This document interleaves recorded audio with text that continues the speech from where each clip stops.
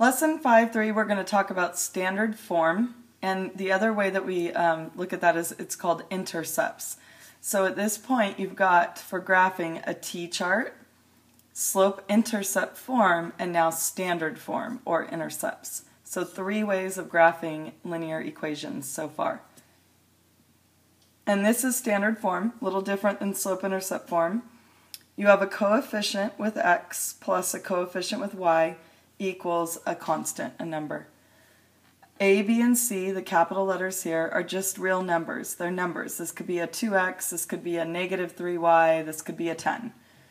Just numbers. And then x and y are your variables. So when you see an equation that's in this form, you want to use intercepts to graph instead of slope-intercept form. And then we're also going to learn how to go between the two, how to convert back and forth between the two.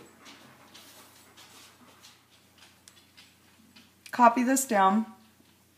I didn't draw a line to connect these because we weren't really talking about a line here. I just want to talk to you about what the intercepts are. Example 1 says find the x and y intercept of this linear equation. 3x plus 4y equals 8. So if we're looking at this as an ax plus by equals c, 3 is your a, 4 is your b, 8 is your c. And that's standard form. What you're going to find is you have to kind of stop and think about what this means. Your y-intercept as a point actually means x is 0, and then whatever number it crosses the y-axis, and that's what your coordinate's going to look like for your y-intercept. Which means when you have a y-intercept, x is equal to 0. Same thing with your x-intercept. When you have an x-intercept, you're going to have a number you're going to move over, right or left, but you're not going to move up or down. So y is going to be 0. And that's how you find your intercepts. You find your intercepts by saying, okay, when I plug in 0 for x, when it's not going to move to the right or left on the x-axis, it's just going to go up or down, I'm going to get an answer. That's my y-intercept. When I plug in 0 for y, it's going to move right or left, but it's not going to move up or down, and that's when I'm going to get my x-intercept. And you're going to set these up using a t-chart. It's not the same t-chart that we talked about when we were picking values and plugging them in for x. This is a special type of t-chart, and we call it our intercepts t-chart. So what you'll do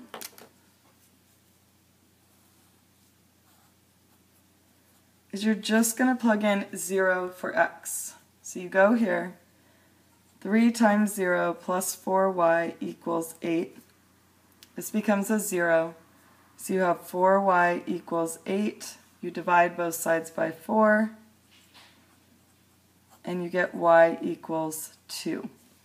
So when x is 0, y is 2. And that's your y-intercept in this case. Now you're going to do the exact same thing, except you're going to plug in 0 for y. So we'll solve it. 3x plus 4 times 0 equals 8. You end up with 3x equals 8, divide by 3, x equals 8 over 3. Or you can make this a mixed number for graphing purposes. And for graphing purposes, it would actually be x equals 3 goes into 8 2 times, with 2 left over out of your 3.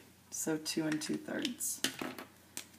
When y is 0, x is 2 2/3. And again, you learned this last year, so it's just basically a review of another way to solve these. But you have to get really good this year at really looking at these equations and deciding when is the equation in standard form, when is the equation in slope-intercept form. And you want to get used to using those two to graph most of the time. And then you can use your t-chart that we did in chapter 4 to double check things. Like right now, if I thought maybe I made a mistake here, I could go ahead and add a couple more points in this side of the t-chart and plug them in and make sure that they fall on the line that I had when I graphed this point and this point. You're going to need to make sure that you know when you found your x-intercept and when you found your y-intercept, because sometimes it's not going to ask you to graph, it's just going to ask you, like, what is your x-intercept? Well, if they ask for your x-intercept and you give me that, you didn't find the correct thing. You gave me the y-intercept. So you really need to stop and think about what we talked about right here. When x is 0, I'm going to get where it crosses y. When y is 0, I'm going to get where it crosses the x-axis. And then you can actually write this as a final answer, because it asked you to find the intercepts. The y-intercept is 2. Sorry, there. And if you were thinking of that as a point, remember, x is 0, y is 2. The x-intercept is 2 2/3. And again, if you were thinking of it as a point, 2 2/3 and 0, if you were graphing those. Copy this down on the left side of your notes. We're just reviewing what we talked about right here. So when x and y are on the same side of the equation, you're going to end up using intercepts to graph them. That's standard form. Same side right here. This is how you set up your t-chart or your table that we talked about right here.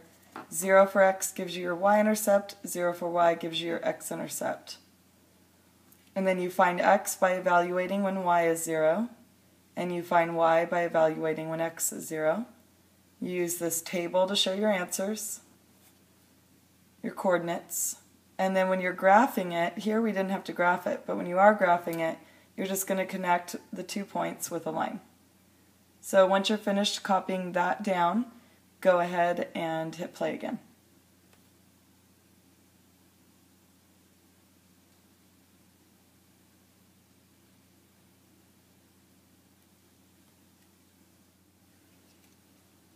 Write down example 2, and then I want you to go ahead and try to set up your table and evaluate to find your 2 intercepts. Once you've done that, if you feel comfortable with it, you can go ahead and try graphing it, and then you can hit play and check it with me. Since this is in standard form, ax plus by equals c, x and y are on the same side of the equation, I'm not going to try to use slope-intercept form to graph this, I'm going to use intercepts. So as soon as I see that, I know standard form, use intercepts. And remember, every year I hear a lot of confusion about these because the names are so close. Slope-intercept form has the word intercept in it. But in this case, we're talking about both intercepts. We're not just talking about the y-intercept like you were in slope-intercept form. So you should have set up a t-chart, plugged in 0 for x, and then 0 for y, individually, 2 separate times. When you plugged in 0 for x, I'm just going to keep these lined up, so I'm not going to show steps, even though you always should be showing your, well, I'll just show them and we'll draw an arrow. This becomes a 0. We have 3y equals 12. Divide by 3. And y equals 4. Then we can go evaluate the other one. So when when y is 0, 2x plus 3 times 0 equals 12. Notice I'm solving for x, which is why it's going to go in there. 2x equals 12, divide by 2, x equals 6.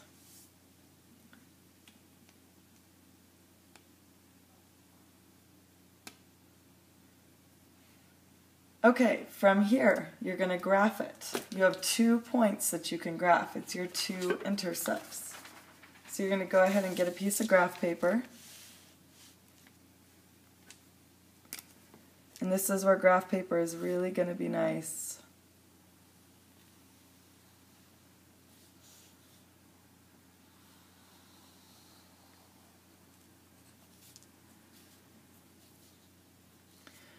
When you're counting by ones, you don't have to label all of these if you're using graph paper, but you can just put your marks to help you count and line everything up. But you don't have to label your numbers if you're counting by ones. As soon as you count by anything else, you have to make sure that you go ahead and label those, even if it's like every 3. So you're just going to plot your points. You have the point 0, 4. Make sure you plot these correctly. Every year I see a lot of students switch these around. Remember, right to left first, up or down second. So I'm going over 0, up 4. Now I'm going over 6, up 0. Get a straight edge and connect your line. Once you connect your 2 intercepts, now you have a line. If you wanted to check, it's not always going to be exactly perfect. Like notice I kind of got off of a little bit there. I should be down just a little further with my straight edge. But if you want to check, you could take a number like, let's say 1, and go plug 1 into that original equation. So 2 times 1 is 2. And I'm just going to walk you through this mentally. Subtract 2, I get 10, divide by 3, and I get a 3 1/3. I get a little over 3. If I want to make sure that my line really is right, if I go over to 1 at x, I should be a little above 3, and I am. So that is a solution. And if I plugged in 2, I should get almost to 3. And if I plug in 3, I should get just a little past 2. If I plug in 3 1/2, I should get really close to 2, possibly even exactly 2. Do you see how that works? So you could plug in any other points in a t-chart. You could plug in points all day long for x or for y, find the value that matches them, and every one of them, if you're doing your math right, should fall somewhere along that line that you've graphed. Go ahead and copy this down. And then we're going to talk about graphing horizontal and vertical lines. What you're going to find when we're talking about graphing horizontal and vertical lines is that one of your variables is going to be missing each time. In this case, we have no x, and I'm going to show you what happens and why, and then you just have to memorize this before your test and get used to it. So look at why it works, and that will help you to memorize it. If I had a graph here,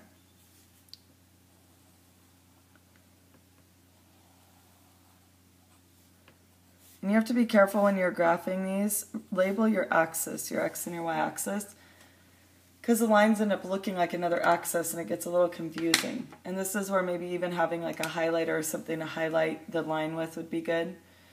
If it's telling me to graph y equals 2, if I'm thinking about this in standard form, ax plus by equals 2. What happens here is you get a 1y equals 2, and you get a 0x. What is 0 times anything? 0 times anything is always going to be 0. So you end up with 0 plus y equals 2 every time. No matter what you plug in for x, it does not matter. I can plug in 1 for x, and I end up at 2. So you can draw a little t-chart here to help you. Plug in 1 for x, you end up at 2. You could plug in 0 for x, you end up at 2. You could plug in 10 for x, you end up at 2. No matter what you're plugging in for x, it's always canceling out with that 0 because it wasn't there, and you're just ending up back at 2. So as you graph these, you're going to notice this pattern where you just keep ending up back at 2 every time. Now, shortcut to this, you don't have to do this. When you see just a y equals or just an x equals, you don't have to make a t-chart. I'm just doing that to show you. You're going to follow simple rules that fit right here. Y equals 2, I go to the axis that tells me y. I put a dot at 2, and I draw a line that goes the opposite way of the axis, perpendicular to the axis that it talked about. So y equals 2. If I was to draw a line this way, I would just be right on my y-axis. I need to be saying y equals 2 no matter what x is. So with these horizontal lines, you're always going to have y equals some number. You're going to have no x. And remember on these to go to the y-axis and draw a horizontal horizon line from the number given. Whatever number is given here, you go to that number on your y-axis and you draw a horizontal line straight across. So based on that idea, what do you think your equation for a vertical line would look like? We're going to take a look at that right now. So with your vertical lines, this one's asking us to graph x equals -1.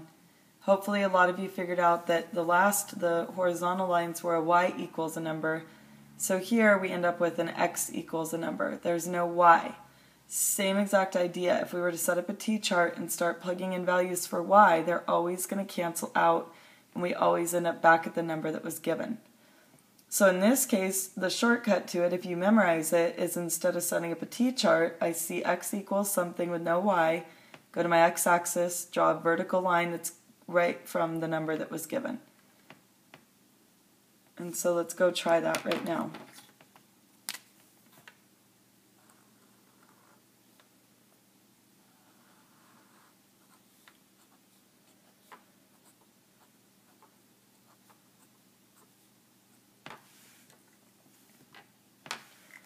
So I go to my x-axis, I draw a point on -1 because that's the given vertical line, opposite of the axis that I had. This was my x-axis, this is my y-axis. Line should be opposite every time. And again, it's the same idea.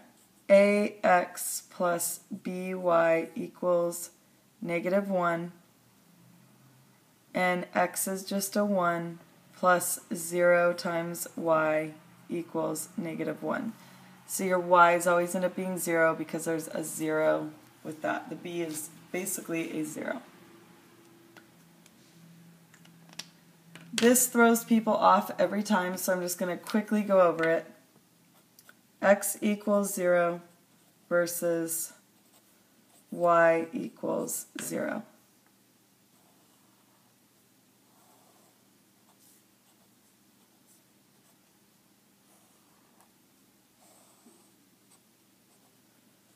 If you're following the rules that we just talked about, then you shouldn't mess these up, but they can get confusing. X equals 0, I go to my x-axis, I put a dot on 0, and then I draw a vertical line, opposite from the axis that was stated. Y equals 0, I go to my y-axis, put a dot, and I draw opposite axis, or opposite of the axis that was stated. So I end up with a horizontal line. So you should end up, if you have an equals 0 like that, you should end up with the opposite axis shaded, or a line drawn over it.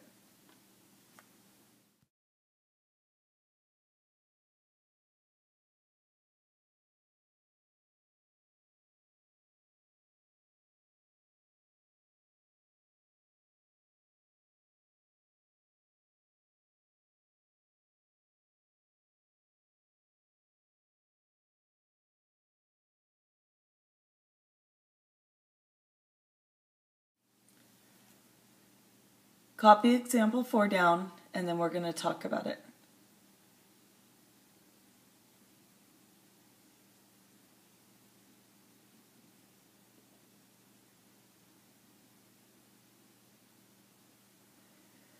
Hopefully most of you noticed as you're copying that this is already in slope-intercept form.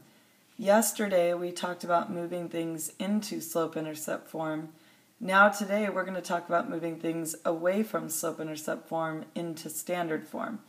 If you're following all the rules that you've learned about solving equations, you should be able to manipulate these equations to standard form and then slope-intercept form back and forth with no problem. And then tomorrow we're going to be adding one other type of linear equation that you're going to see, and you'll also learn how to convert that to either slope-intercept form or standard form. So you should be able to move across with all of them. There's a key word in here, using integers, and what they mean is they don't want the final standard form equation to have a fraction. You typically want to write standard form with no fractions because it makes it really easy when you're plugging in zeros to graph and solve using intercepts. So I'm going to show you how to do that right now. You start with the equation y equals 3/4 x plus 2. And remember, your goal is to have whatever number is with x plus whatever number is with y equals c. Notice you already have y on the left. So there's your by. It's a 1y. 3/4 x needs to move over to that y. There's your c, your 2. So this needs to go here, and that's going to be there. And you already have your y here. Y equals 3/4 x plus 2. I'm going to subtract 3/4 x from both sides. These are not like terms, so there's nothing you can do. You can go back to that idea of that line there on that equation. Now I end up with a negative 3/4 x plus y, because that's a positive y, equals 2, positive 2. This is getting really close to standard form. ax plus by equals c, but now we need to get rid of fractions. No fractions. And you already know what you do to get rid of fractions. Hopefully, as soon as I said that, some of you thought fraction buster. So you're going to use a fraction buster. And your LCM in this case is 4. Take a look at how many times you're going to multiply by 4. Hopefully you notice there's 3 terms, so 3 times. Negative 3/4x plus y equals 2. So I left some space. And now I'm going to multiply by 4/1, by 4, and by 4.